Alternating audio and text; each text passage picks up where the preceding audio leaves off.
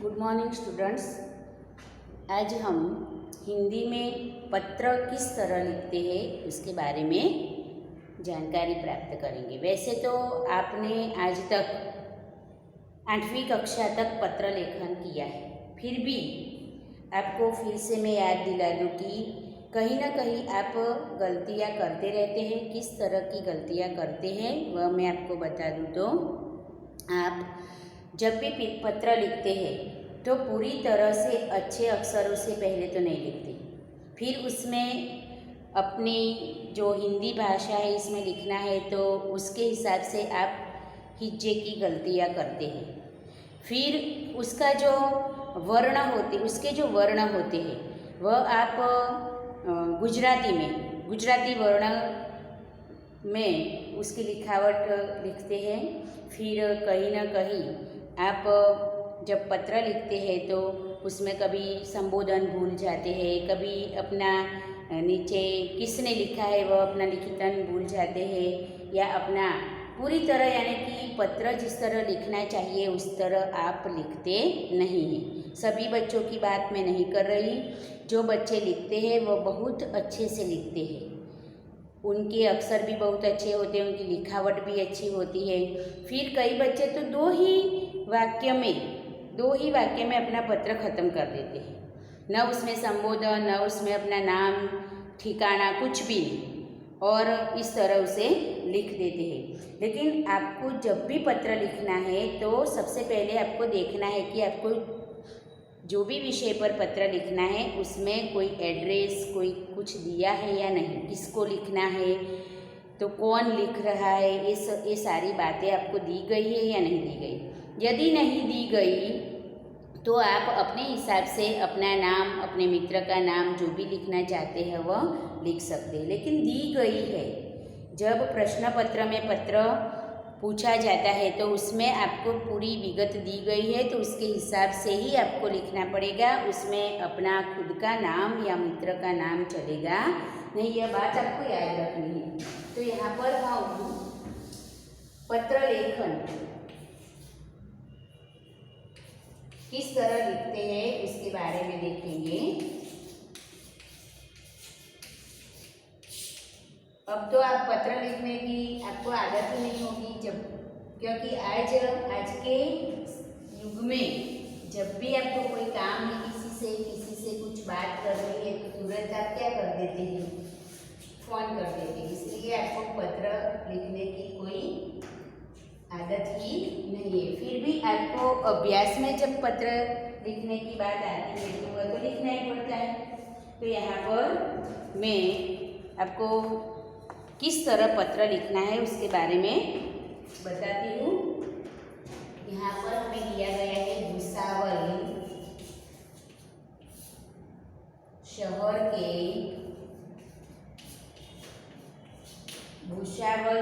के एक मोहल्ले में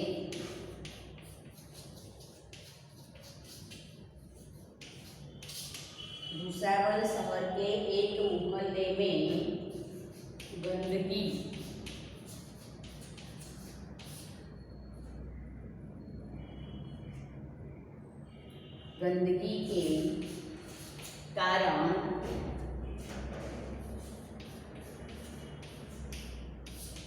मच्छरों का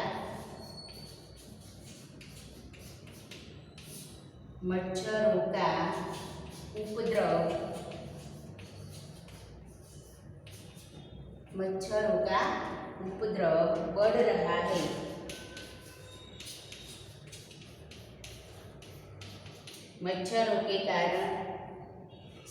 गंदगी के कारण मच्छरों का उपद्रव बढ़ रहा है। वहाँ के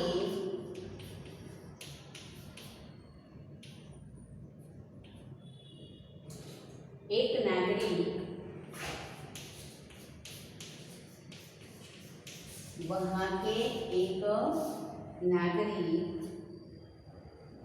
रसिकलाल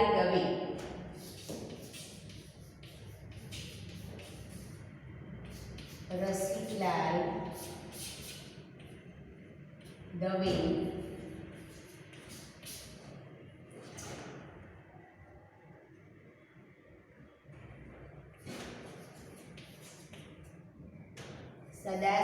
पेट से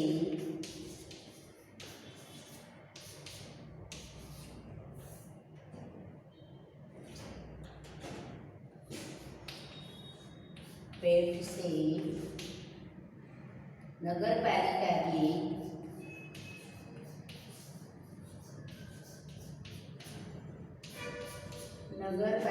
की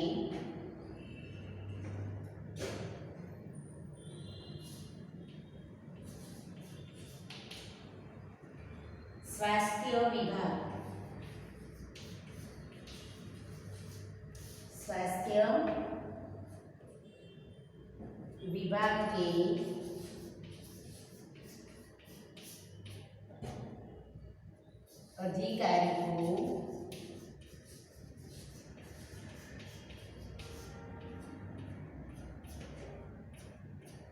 अधिकारी को शिकायती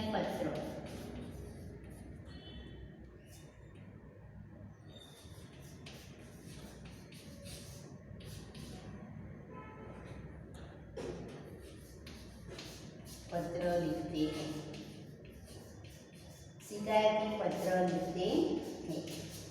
आपको इस तरह यहाँ पर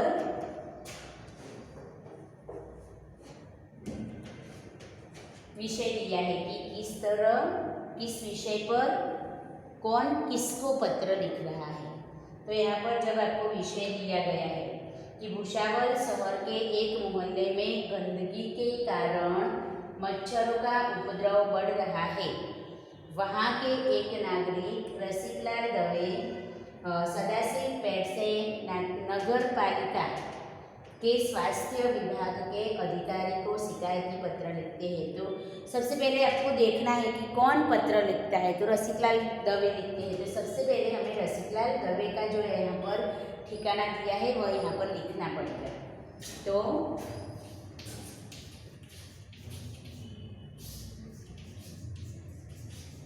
रसिकलाल दवे इस तरह लिखना है। फिर यहाँ पर अल्पविराम करना है। फिर 56 सदाशिव पेट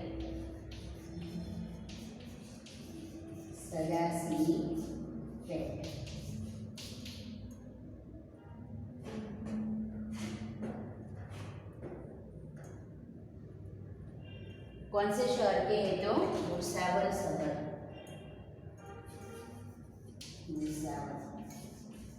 इस तरह आपको यहाँ पर उनका रहने नाम, फिर वह कहाँ पर रहते हैं वह, और उसके बाद वह किस शहर के है यहाँ पर लिखना है।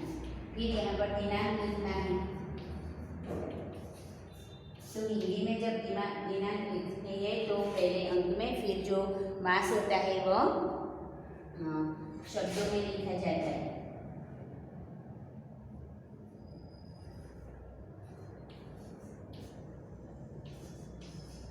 जून 2020 इस तरह में यहाँ पर दिनांक लिखती हूँ।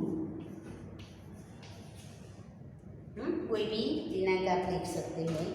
फिर इतना लिखने के बाद यहाँ पर ये 3-4 लाइन आपको छोड़कर यहाँ पर लिखना है। किसको लिखना है? तो नगर पालिका को लिखना है। तो सेवा में लिखेंगे सबसे पहले, सेवा में। फिर उसमें लिखेंगे स्वास्थ्य अधिकारी श्री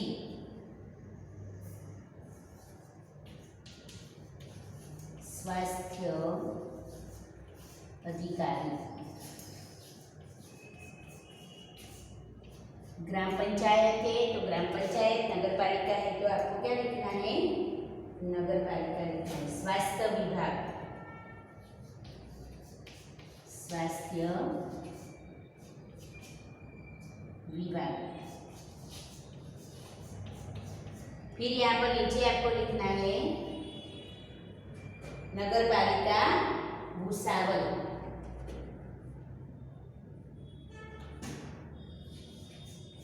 नगर पालिका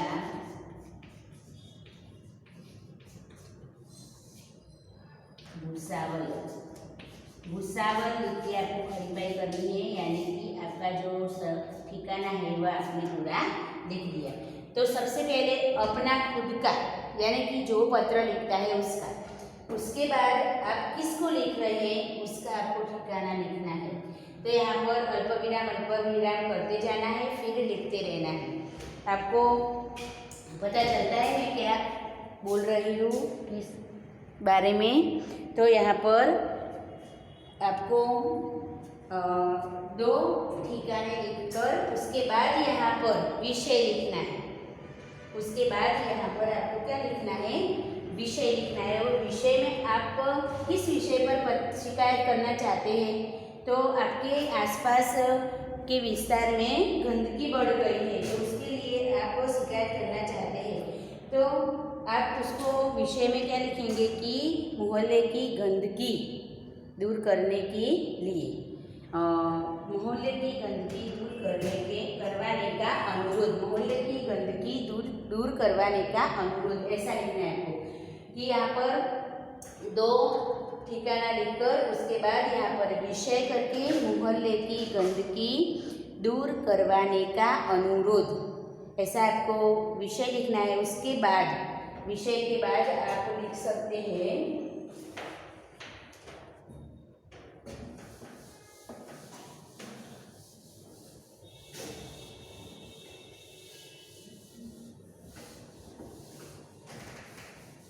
तो यहाँ पर आप विषय लिखकर उसके बारे में संबोधन करके, क्योंकि किसी को भी हम जब पत्र लिखते हैं तो संबोधन लिखना पड़ता है, वो भी अच्छे मानवाचक शब्दों में। तो आदरणीय श्री या माननीय या महोदय श्री, यहाँ पर नीचे विषय लिखना है। तो मैं यहाँ पर लिखती हूँ निजी जगह नहीं इसलिए विषय। तो मोहल्ले की गंदगी दूर करवाने का अनुरोध, मोहल्ले की गंदगी दूर करवाने का अनुरोध या मोहल्ले की सफाई करवाने का अनुरोध, ऐसा भी आप लिख सकते हैं। मोहल्ले की सफाई करवाने का अनुरोध।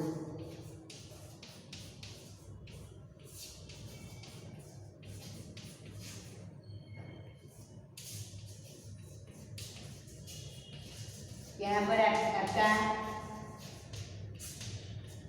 विषय हो गया। अब आपको यहाँ से क्या करना है, महोदय,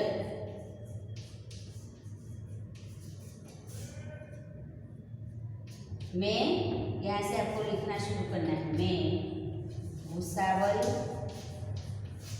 शहर का नागरिक हूँ। भुसावल शहर के सदाशिव पेट का नागरिक हूँ, रसिकलाल दवे।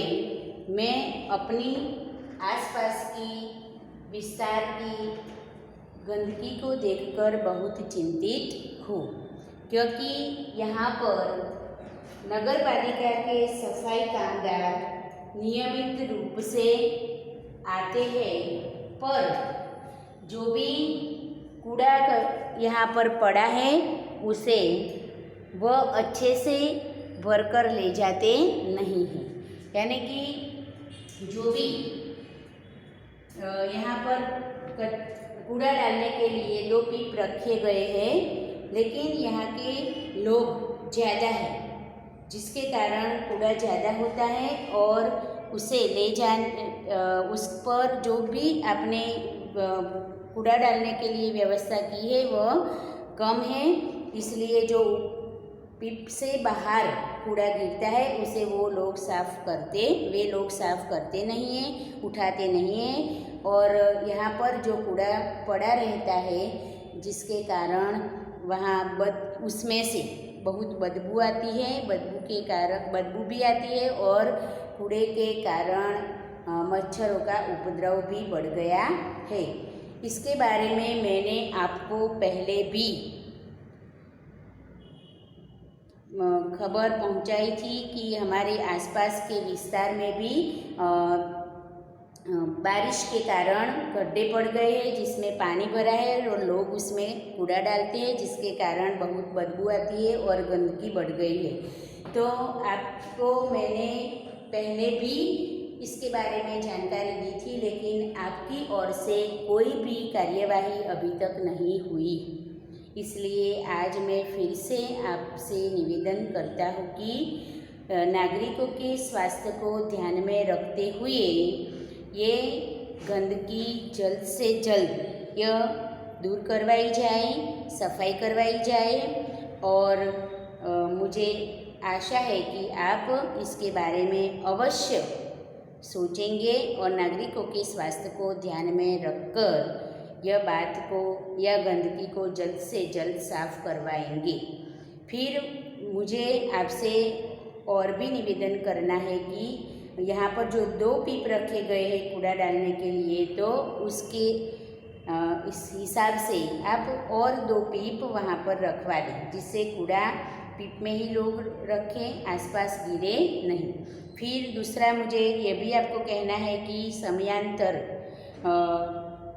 DDT जैसी दवाइयों का, जंतुनाशक दवाइयों का छिड़काव भी करवाइए और यहाँ पर जो आसपास के इलाके में गड्ढे पड़ गए हैं उसे अच्छे से ठीक कर दिया जाए, जिससे इसमें भरा हुआ पानी के कारण जो मच्छरों का उपद्रव बढ़ता है उससे हम बच सकें और लोग ऐसे मलेरिया और डेंगू जैसे रोगों से भी बच पाए। और लोगों के स्वास्थ्य को ध्यान में रखते हुए मुझे आशा है कि आप उसके बारे में अवश्य सोचेंगे और जल्द से जल्द हमारी यह अर्जी को ध्यान में रखकर, आवेदन पत्र को ध्यान में रखकर आप उसकी सफाई करवाएंगे।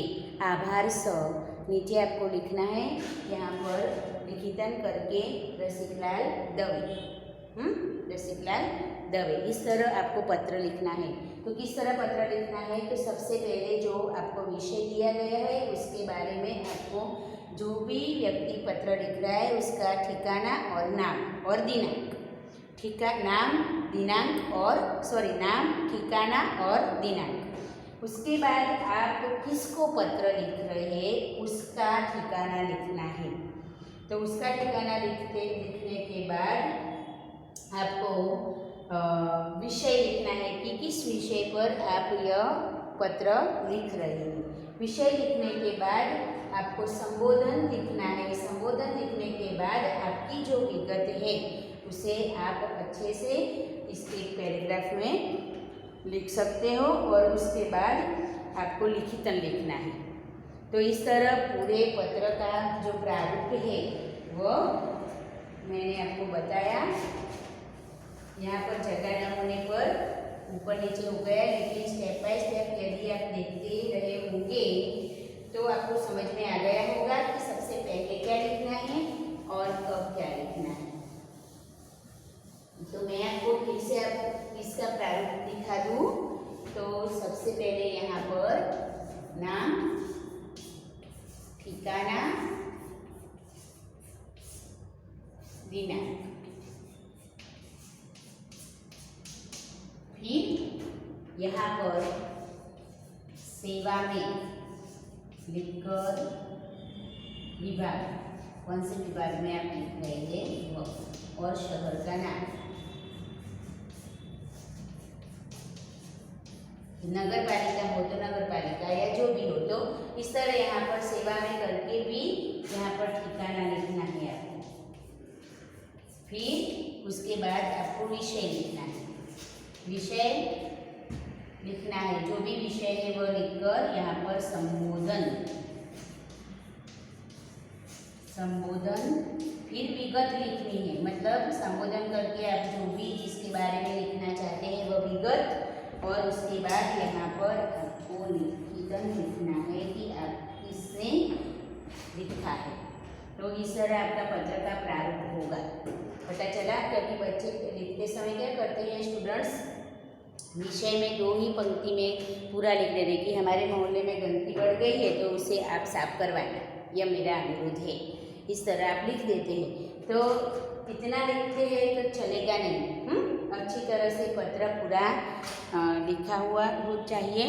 अब यहाँ पर हुई बात पत्र किस तरह लिखना है, ये तो हुई अर्जी जैसी बात की किसी को किसी व्यवस्था के लिए हम किसी को पत्र लिख रहे हैं। लेकिन जब आप कोई हॉस्टल में रहते हैं या अपने मित्र को पत्र लिखना है, अपने पिताजी को लिखना है, या आपसे दूर आपकी भाई बहन कहीं हॉस्टल में रहकर या कोई रिश्तेदार के यहाँ रहकर पढ़ाई कर रहे हैं या जॉब कर रहे हैं, तो आपको उनको पत्र लिखना है तो किस तरह लिखेंगे। इसमें आपको इस तरह की 2 तरह के ठिकाना ये सब लिखना नहीं है। तो आपको उसमें डायरेक्ट क्या करना है, तो अपना नाम, ठिकाना, दिनांक लिखकर यहाँ पर सीधा क्या होगा, संबोधन होगा। यदि आपसे बड़ा है तो आप पूज्य पिताश्री, पूज्य बड़े भाई, ऐसा लिखकर आप संबोधन कर सकते हैं। आपसे छोटा है तो आप प्रिय भाई, प्रिय बहन, प्रिय मित्र जैसा संबोधन आप यहाँ पर लिख सकते हैं। और संबोधन लिखकर आपको जो भी लिखना है वह डायरेक्ट नहीं लिख सकते। जैसे कि आपका बड़ा भाई, आपका छोटा भाई आपसे दूर रहता है और वहाँ पढ़ाई करता है, लेकिन वह पढ़ाई में बहुत कमज़ोर है, तो आपको उसकी पढ़ाई अच्छी तरह वह करे उसके लिए कुछ सूचन करने हैं। तो आप जब उसे लिखते हैं तो लिखते वक्त आपको क्या करना है, तो सबसे पहले आप अपने हिसाब से अपने घर की पूरे समाचार और उसके पूरे समाचार हमें सबसे पहले पूछना है। जैसे कि कल ही तुम्हारा पत्र मिला, मुझे यह जानकर दुख हुआ कि इस परीक्षा में तुम्हारे बहुत कम मार्क्स आए हैं। हम सब घर पे, या कल ही पत्र मिला, तो यदि कोई अच्छी बात है तो उसमें हम ऐसा लिख सकते हैं कि कल ही पत्र मिला, मुझे यह जानकर खुशी हुई कि तुम परीक्षा में अच्छे अंकों से उत्तीर्ण हुए हो। तो जैसा विषय है उसके अनुसंधान में उससे सबसे पहले हमें शुरुआत करनी है। फिर घर में सब अच्छे से, सबकी तबीयत अच्छी है, हम सब बहुत आनंद में है, ये सब लिखकर तुम भी वहाँ अपने मित्रों के साथ बहुत खुश होंगे, ये सारी बातें लिखकर फिर अपना जो भी विषय है उस पर हमें जाना है। यानी कि हमें लिखना है कि जैसे कि मैंने बताया कि आपका भाई पढ़ाई में बहुत कमज़ोर है, तो आपको उसके बारे में कुछ बताना है, तो उसे कुछ सलाह देनी है। तो आप सबसे पहले यहाँ पर लिख सकते हैं कि प्रिय भाई, या प्रिय जो भी नाम है वो आप लिख सकते हैं। फिर आपको लिखना है कि मुझे यह जानकर कल ही तुम्हारा पत्र मिला, मुझे यह जानकर बहुत दुख हुआ कि इस बार तुम्हारे इम्तिहान में बहुत कम अंक तुमने प्राप्त किए हैं। तो पिताजी को भी बहुत बुरा लगा कि तुम्हारी पढ़ाई दिन प्रतिदिन कमज़ोर होती जा रही है। तो मैं तुझे अपनी पढ़ाई को अच्छी तरह से करने के लिए कुछ सूचन तुझे लिखता हूँ। मुझे आशा है कि यह सूचन के अनुसार तू यदि काम करता रहेगा तो तू अवश्य अपनी पढ़ाई में आगे बढ़ सकता है, अच्छे अंकों से उत्तीर्ण हो सकता है। तो निम्नलिखित मेरे ये सूचन है।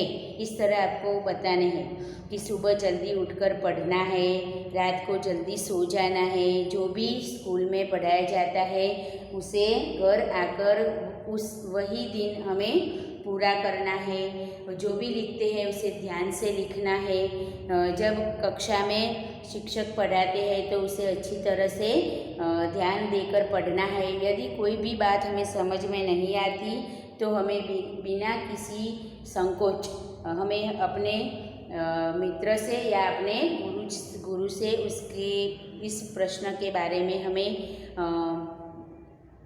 पूछ लेना चाहिए और समझ लेना चाहिए। और हमें अपने हिसाब से जो भी सब्जेक्ट, जो भी विषय हमें बहुत कठिन लगते हैं उसके लिए हमें पूरा टाइम टेबल बनाना चाहिए कि किस विषय के लिए कितना समय हमें पढ़ना है। उसका एक चौक्कस टाइम टेबल बनाकर हमें पढ़ाई करनी चाहिए। जो विषय हमें सरल लगते हैं उसके लिए हम कम दिन रखेंगे, और जो भी विषय हमें कठिन लगते हैं उसके लिए हम ज़्यादा दिन रखेंगे। इस तरह हमें पूरे सप्ताह का टाइम टेबल बनाना है, किस तरह कब कितने कलाक पढ़ाई करनी है, ये पूरा टाइम टेबल बनाकर नियमित रूप से यदि उसका पालन करते रहेंगे और उसी तरह अभ्यास करते रहेंगे तो अवश्य ही आपकी वो परीक्षा में आप अच्छे अंकों से उत्तीर्ण हो पाओगे।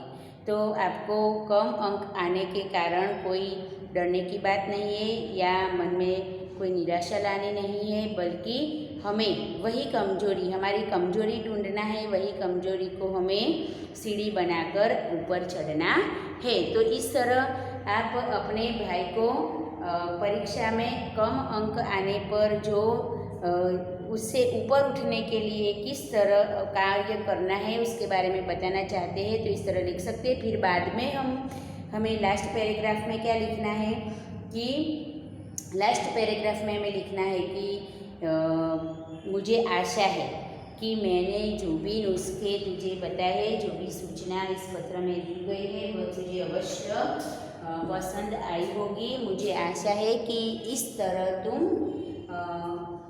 इस तरह तुम अपने अभ्यास के लिए पूरा आयोजन बना दोगे और नियमित रूप से इस आयोजन के हिसाब से तुम कार्य करते रहोगे।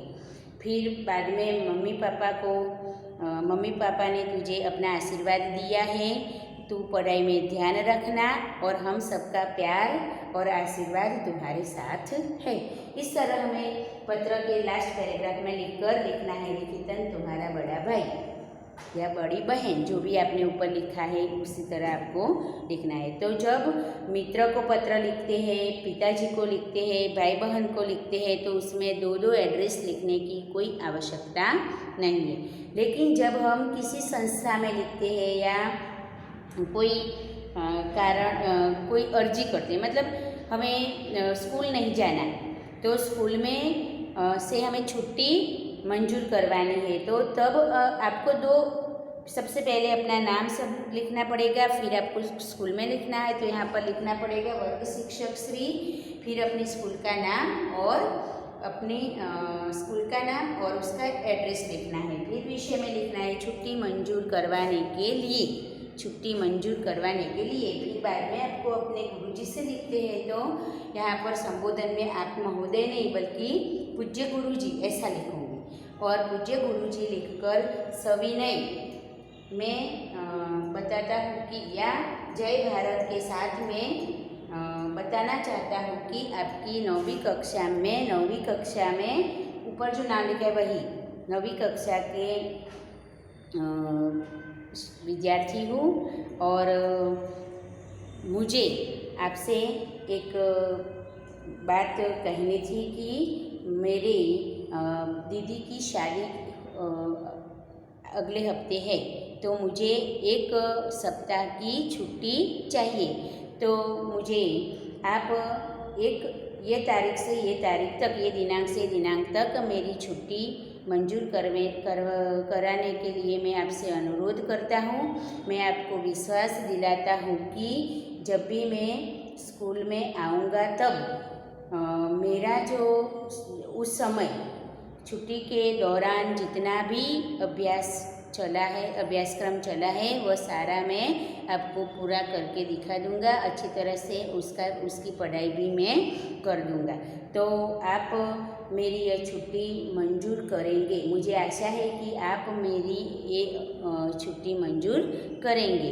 तो इस तरह आपको छुट्टी मंजूर करवाने के लिए जो पत्र लिखना है तो उसमें भी ये 2 एड्रेस लिखना है, लेकिन पूज्य गुरुजी कहकर आप मानवाचक शब्दों के साथ संबोधन करके पत्र लिख सकते हैं। तो आपको अब मुझे आशा है कि किसी भी तरह का आपको पत्र लिखना है तो किस हिसाब से लिखना है, किस तरह लिखना है वो आपको समझ में आ गया होगा।